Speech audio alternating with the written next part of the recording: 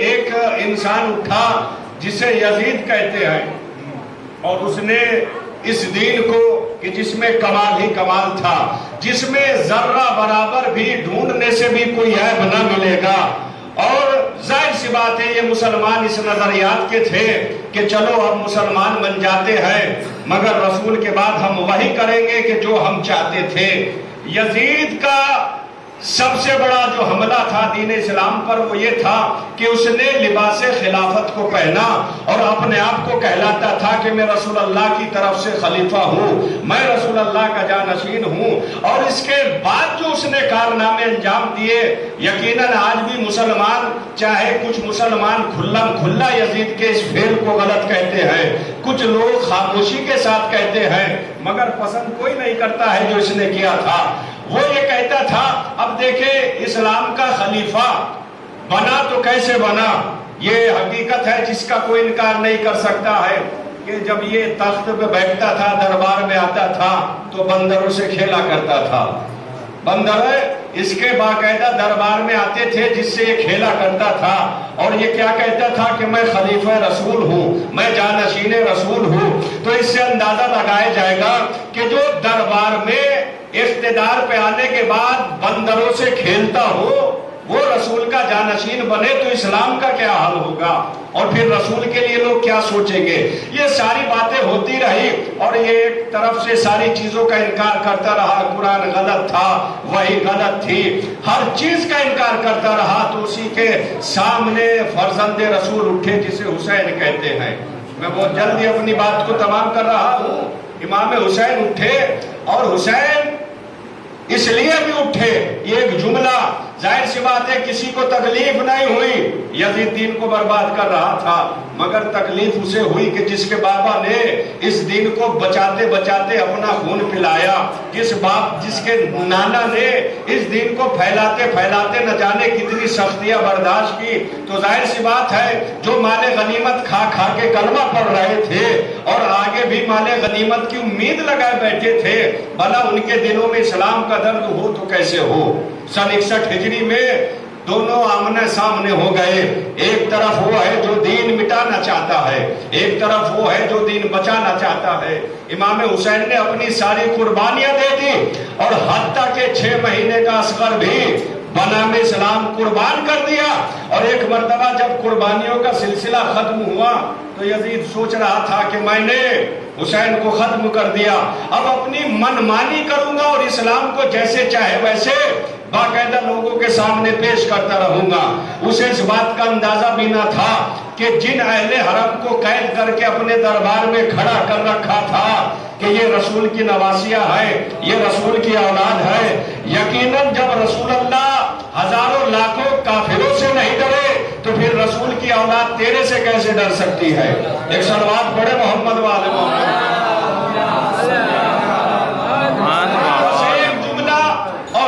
صاحب یہیں سے متوجہ رہے، آپ صبح سے مجلسیں کر رہے ہیں اور مسلسل ماتم بھی کر رہے ہیں، آنسو بھی بہا رہے ہیں، مگر حق کے گریہ یقیناً ادا نہیں کر سکتے ہم۔ دربار میں اہل حرم کو لایا گیا، دربار بھرا ہوا ہے، ہزاروں کا مجمع ہے۔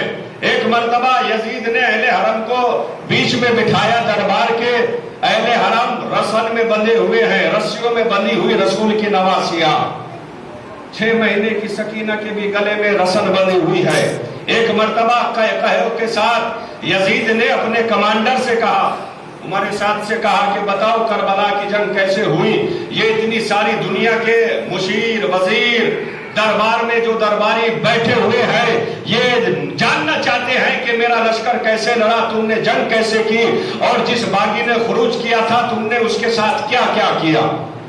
ہمارے ساتھ جو لشکر کا اس کے کمانڈر تھا، سپہ سالار تھا، ایک بلندی پہ دربار میں کھڑا ہوا، بس 2 جملے فضائل کے میں بھی نہیں پڑھ پاؤں گا اور چونکہ وقت بھی کم ہے، ایک بلندی پہ کھڑا ہوا اور کہنے لگا، ہنس کے کہتا ہے سارے درباریوں کی طرف، امیر کیا بتائے کربلا میں جنگ ہوئی نہیں تھی، کربلا میں جنگ ہوئی نہیں، کہا پھر کیا ہوا؟ کہا ہم تو سوچتے تھے حسین کے پہلو میں بھی علی کا دل ہوگا، حسین بھی علی کی طرح بہادر ہوں گے، مگر بالکل اس کے الٹا نکلا۔ کہا کیا ہوا؟ کہا جیسے ہی صبح عاشور 10 محرم آئی اور جنگ شروع حسین اپنے بچوں کے ساتھ میدان سے بھاگنے لگا اور ہم نے بھاگتے بھاگتے حسین کو ختم کر دیا. بس چند منٹوں میں کربلا کی جنگ ختم ہو گئی. بس اس کے علاوہ کچھ نہیں ہوا. سارا دربار سوچ رہا ہے کہ ہاں یقیناً ایسی جنگ ہوئی ہوگی. جب یہ جملہ کہا تو بی بی زینب نے کہا یزید اس سے کیا پوچھتا ہے کہ کربلا کی جنگ کیسے ہوئی؟ ہم سے پوچھ، ہم بتائیں گے کربلا کی جنگ کیسے ہوئی. اور جیسے ہی اس کمانڈر کی آواز پہ ایک بی بی کی آواز دربار میں بلند ہوئی تو فوراً سفیر روم کا جو سفیر بیٹھا ہوا تھا دربار میں فوراً کہتا ہے یزید کی طرف منہ کر کے امیر یہ عورت کون ہے، یہ بی بی کون ہے جو تیرے کمانڈر کو کہتی ہے کہ تو جھوٹ بولتا ہے. ایک مرتبہ جب سفیر روم نے یہ آواز سنی کہ کون ہے تو بی بی کی طرف مخاطب ہو کے کہا اے بی بی آپ ہی بتائے کہ کربلا کی جنگ کیسے ہوئی. اب جملہ معرفت کا جملہ ہے اور بہت بڑا جملہ ہے، بہت تمہیدوں کے بعد پڑھے جانے والا جملہ، مگر وقت کم ہے. ایک مرتبہ بی بی زینب نے کہا کہ یہ تو وقت کی مجبوری ہے، یہ حالات ہے کہ جو آج علی کی بیٹی تجھ جیسے سے بات کر رہی ہے، ورنہ کہاں تو اور کہاں ہم، کہاں تو کہاں ہم. سن ہم بتائیں گے کربلا کی جنگ کیسے ہوتی ہے. اور اس کے بعد بی بی زینب نے سب سے پہلے کمانڈر کو مخاطب کیا کہ تو کہتا ہے کہ ہمارا 9 لاکھ کا لشکر تھا اور حسین کے پاس میں 70-72 افراد تھے اور جنگ ہوئی نہیں. جیسے ہی ہمارا لشکر بڑھا تو 9 لاکھ کے لشکر کو حسین دیکھ کر بھاگنے لگا اور ہم نے بھاگتے ہوئے کو مارا. زینب نے کہا کہ تو کہتا ہے کہ 9 لاکھ کا لشکر تھا تو اپنے اس سارے دربار میں اپنی نگاہوں کو دوڑا اور تو کمانڈر ہے، تیرے ساتھ لشکر تھا تو ذرا بتا تو صحیح اپنے امیر کو کہ وہ 9 لاکھ کا لشکر جو میرے بھائی کو مار رہا تھا وہ واپس دربار میں کیوں نہیں آیا؟ جو تیرا 9 لاکھ کا لشکر تھا وہ واپس دربار میں تجھ سے انعام لینے کے لیے کیوں نہیں آیا؟ بس جناب زینب نے جب یہ جملہ کہا کہ 9 لاکھ کا لشکر واپس کیوں نہ آیا تو بات سب کے سروں میں اتر گئی. سب سوچنے لگے، کہنے لگے بات تو صحیح ہے، 9 لاکھ کا لشکر ہمیں تو نہیں دکھتا، تھوڑے سے سپاہی ہے، ہزاروں کا لشکر واپس آیا ہے، لاکھوں کا لشکر تو نہیں ہے، تھوڑے بہت ہے. بی بی زینب نے کہا بتا کہاں گیا وہ تیرا 9 لاکھ کا لشکر، امیر سے انعام لینے کے لیے کیوں نہیں آیا؟ اس کے بعد بی بی کہتی ہے سن ہم بتاتے ہیں کہ کربلا کی جنگ کیسے ہوئی. میرے اون محمد نے حملہ کیا تو ہزاروں کو مارا، میرے قاسم نے حملہ کیا تو ہزاروں کو مارا، میرا عباس ایک ٹوٹا ہوا نیزہ لے کے گیا تو ہزاروں کو مارا، میرے اکبر نے ہزاروں کو مارا، میرے حسین نے 3 دن کے بھوکے پیاسے نے جنگ کی تو تیری فوج دعائیں مانگ رہی تھی. اے حسین تجھے اکبر کا واسطہ ہمیں معاف کر دے، ہمیں چھوڑ دے. اور جب میرا بھائی حملہ کرتا تھا تو تیرا 9 لاکھ کا لشکر بھاگ بھاگ کے دیوارے کوفہ سے ٹکرا رہا تھا، میرا لشکر چاروں طرف بھاگ رہا تھا. میرے بھائیوں نے، میرے پیاسے شہزادوں نے ایسی جنگ کی ہے. جناب زینب نے جب یہ بتایا تو دربار کے حالات بدل گئے. کیا کرے وقت کم ہے، پورا بیان ہو نہیں سکتا، دربار کے حالات بدلے. بی بی زینب نے کہا اے سفیر روم اس سے کیا پوچھتا ہے کہ ہم کون ہیں؟ ہم بتائیں گے کہ ہم کون ہیں. جدی سید الانبیاء، امی سیدۃ النساء العالمین، ابی سید الاوصیاء، اخی سید الشہداء. سن ہم کون ہیں؟ ہم وہ ہے کہ ہمارا نانا نبیوں کا سردار، ہماری ماں عورتوں کی سردار، ہمارے بابا ولیوں کے سردار، ہمارے بھائی شہیدوں کے سردار. ارے ہم سرداروں کی اولاد ہے، یہ غلام کا بیٹا ہے. ایک صلوات پڑھے محمد و آل محمد. زینب نے تعارف کرایا اپنا. سارا تعارف کرانے کے بعد دربار میں آوازیں ہونے لگی اے علی کی بیٹی کیا کہنے ہیں؟ آپ نے بتایا کہ دین کیا ہے، ہمیں تو آج تک پتہ ہی نہ تھا کہ دین کیا ہے. اب हमें तो आज तक पर्दे में रखा गया था। उसके बाद जनाब ज़ैनब ने अपनी गुफ्तगू तमाम करने के बाद जब सारे दरबार ने पहचान लिया कि हाँ ये रसूल की नवासी है, जिसे कत्ल किया गया वो रसूल का नवासा हुसैन है, वो फातिमा ज़हरा का नूर आइन है, उसके बाद में दरबार में जब सब रोने लगे तो ज़ैनब ने सैयद सज्जाद की तरफ इशारा करके फरमाया, तो कूफे शाम वालों पहचानो ये तुम्हारा इमाम ज़माना है, ये मेरा बेटा तुम्हारा इमाम वक्त है, इसकी इत्तेबा करो। सारा दरबार रो रहा है, यजीद परेशान है, करे तो क्या करे। जब ये तारुफ हुआ, 1 साल के बाद में रिहाई मिली। 1 साल के बाद में ये रिहाई, आप अंदाजा लगाए, ऐसे ही रिहा नहीं किया अहले हरम को यजीद ने शाम से, नहीं। जब खुद बात हुए तो तारीख ने लिखा कि शाम के मर्द जब शाम के वक्त अपने घरों में जाते थे, कारोबार से वापस होकर अपने घरों में जाते थे, तो सब के सब सरों पे हाथ मार के कहते थे, अफसोस है हमारी घर की औरतें तो पर्दे में बैठी है, मगर रसूल की नवासियां हमारे बाजारों में बेपर्दा घुमाई गई और अभी तक भी कैद में है रसूल की नवासियां। शाम के हर घर में रोना शुरू हो गया, हर घर में मातम होता रहा। यजीद करीब था कि यजीद की हुकूमत का तख्ता पलटे। यजीद ने खौफ खाया, कहीं सारा शाम मेरे खिलाफ ना हो जाए। बस एक दिन सैयद सज्जाद को बुलाया। इससे पहले आप एक रिवायत सुने, यकीनन मैंने पढ़ा तो बहुत गिरिया किया। एक दिन सैयद सज्जाद कैद खाने में 1 साल कैद रहे, और जानते कैसा जिंदान था, ऐसा जिंदान के जिस पे छत नहीं थी। मौसम तो आप देखते हैं ना, 1 साल में कितने मौसम होते हैं, कभी सर्दी का मौसम, कभी गर्मी का मौसम, कभी बरसात का मौसम। रसूल की नवासियों पर ये सारे मौसम उसी जिंदान में गुजरते रहे। अल्लाह अकबर। एक दिन सैयद सज्जाद का सीना घुटने लगा, दम घुटने लगा, तो सैयद सज्जाद ने जो जिंदान बान था उससे कहा, क्या थोड़े वक्त के लिए मुझे खुली हवा में ले जा सकता है? सैयद सज्जाद जिंदान के बाहर बैठे, दीवार से अपनी कमर टेक के बैठे कि एक चाहने वाले का गुजर हुआ। सैयद सज्जाद का ये चाहने वाला वो था जो कभी मदीने में इमाम के साथ रह चुका था। सज्जाद ने जब देखा तो अपने सर को झुका लिया। जाहिर सी बात है, आलम गुर्बत में अगर अपना चाहने वाला मिल जाए, इस हाल में कि कैदी बना हो, तो शर्मिंदगी का तो एहसास होता है ना। सर झुका लिया। ये चाहने वाला गुजर रहा था, थोड़ी देर के लिए रुका और रुक के कहता, हे कैदी, जरा इतना बता कि तुझे किस जुर्म में कैद किया गया है, तेरा जुर्म क्या था, तू रहने वाला कहाँ का है? पहले तो सैयद सज्जाद ने इनकार किया। जब इसरार बढ़ा तो उसने कहा, हम मदीने के रहने वाले हैं और हमारा ताल्लुक औलादे रसूल से है, हम औलादे रसूल है। बस जैसे ये जुमला सुना फौरन बैठ गया।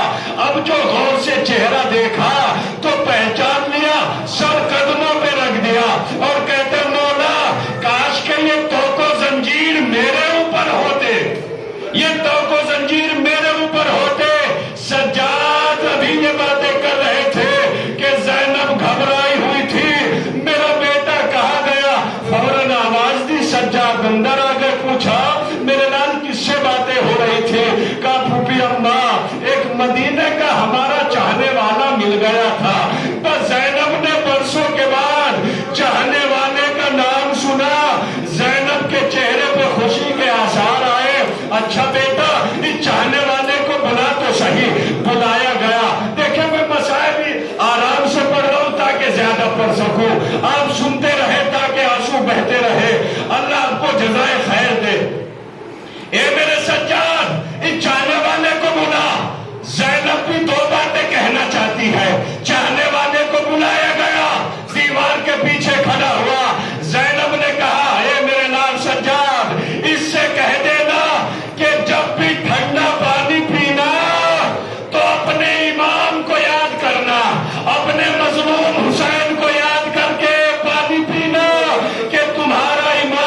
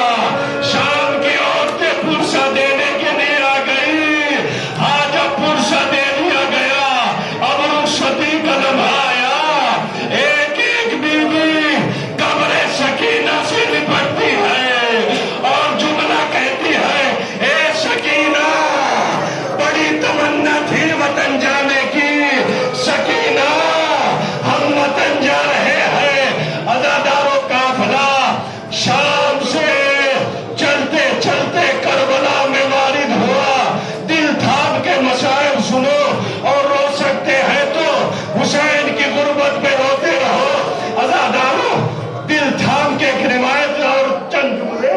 جب شام کے قریب قافلہ پہنچا تو حسین رسول کا بوڑھا نابینا صحابی جسے جابر ابن عبداللہ کہتے ہیں، 1 سال کے بعد جابر بینائی چلی گئی، غلام کو لے کے کربلا پہنچا.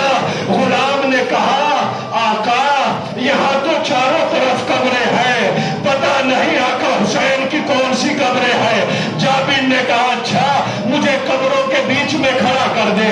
جابر قبروں کے درمیان کھڑے ہوئے اور ایک مرتبہ کہا السلام علیکہ یا ابا عبداللہ، السلام علیکہ یا ابن رسول اللہ، اے رسول کے بیٹے میرا سلام ہو. جواب آیا، جواب سلام آیا. جابر قبر حسین پہ بیٹھ گئے، گریہ کر رہے ہیں. جلدی سے جابر کے غلام نے جناب جابر سے کہا آقا جلدی ہٹیے، شاید دشمن آ رہے ہیں، ایک لشکر آ رہا ہے، درد ہے. جابر نے کہا چل غور سے دیکھ. اب جو غور سے دیکھا تو کیا دیکھا؟ ایک قافلہ آ رہا ہے، مگر انداز الگ ہے اس قافلے کا. اماری ہے، اماریوں پہ سیاہ پرچم لگے ہوئے ہیں، اماریوں پر سیاہ پرچم ہے. ادھر قبر حسین سے آواز آئی جابر جلدی ہٹ جا، اے جابر جلدی ہٹ جا، میری پردیسی بہن آ رہی ہے. اے جابر میری زینب آ رہی ہے. لو عزادارو قافلہ کربلا میں وارد ہوا. خدا کوئی غم نہ دے سوائے غم کربلا کے، اللہ ان آوازوں کو سلامت رکھے. جب قافلہ کربلا میں وارد ہوا بی بی نے اپنے آپ کو ناکے سے گرایا اور ایک مرتبہ بھائی کی قبر پہ آئی اور بیان کرنا شروع کیے. اے بھائیا حسین تیری زینب دین بچا کر تو آ گئی، مگر تیری سکینہ ارے شام میں رہ گئی. جزاک اللہ. خدا کوئی غم نہ دے سوائے غم کربلا کے. بھائیا حسین تیری زینب شام کے بازار میں گئی تھی، شام کے زندان سے آ گئی. اے بھائیا ایک قبر تو نے بنائی تھی، ایک قبر میں نے بھی بنائی. اے بھائیا جب تو نے قبر بنائی اصغر کی تو تیرے ہاتھ کھلے ہوئے تھے. اے بھائیا جب میں نے سکینہ کی قبر بنائی تو میرے سجاد کے ہاتھوں میں ہتھکڑیاں تھی. جزاک اللہ. خدا سلامت رکھے. عزادارو بے پناہ بیان ہوا. اس کے بعد رونے کے بعد بس آخری جملہ ہے عزادارو. بی بی زینب نے سجاد کو بلایا، سجاد کو بھی پرسہ دیا، دونوں گلے مل کے روئے. جب زینب نے روتے روتے کچھ افاقہ کیا تو ایک جملہ کہا. زینب کو اب وہ یاد آیا کہ جب زینب کربلا میں آئی تھی تو ہر بی بی سے کہہ رہی تھی اے بی بی او ڈرنا نہیں. زینب کو وہ منظر یاد آیا جو 2 محرم میں زینب جس انداز سے آئی تھی. انداز کیا تھا؟ خیموں کا پہرا دینے والا عباس تھا. زینب کہہ رہی تھی بی بی او گھبرانا نہیں، جب تک میرا عباس ہے ارے ہمارے پردے سلامت ہے. عزادارو زینب کو اب اپنا بھائی عباس یاد آیا. کہا میرے نام سجاد ارے قبر عباس کہاں ہے؟ میرے غیرت دار عباس کی قبر کہاں ہے؟ سید سجاد نے زینب کا بازو تھاما، نہر فرات کی طرف لے کے چلے. سنے عزادارو نہر فرات کی طرف لے کے چلے. ایک قبر پہ لے جا کے کھڑا کیا. کہا پھوپھی اماں یہ میرے چچا عباس کی قبر ہے. جزاک اللہ. خدا سلامت رکھے. زینب نے جب قبر کو دیکھا تڑپ کے کہتی ہے سجاد یہ عباس کی قبر نہیں ہو سکتی، میرے عباس کا قد تو بہت بڑا تھا، ارے یہ تو قبر چھوٹی ہے. کہا پھوپھی اماں ارے شہادت کے بعد ارے ظالموں نے سب سے زیادہ ارے چچا عباس کے لاشے کو اتنا پامال کیا. ارے عباس کا لاشا ٹکڑے ٹکڑے ہو گیا. زینب قبر پہ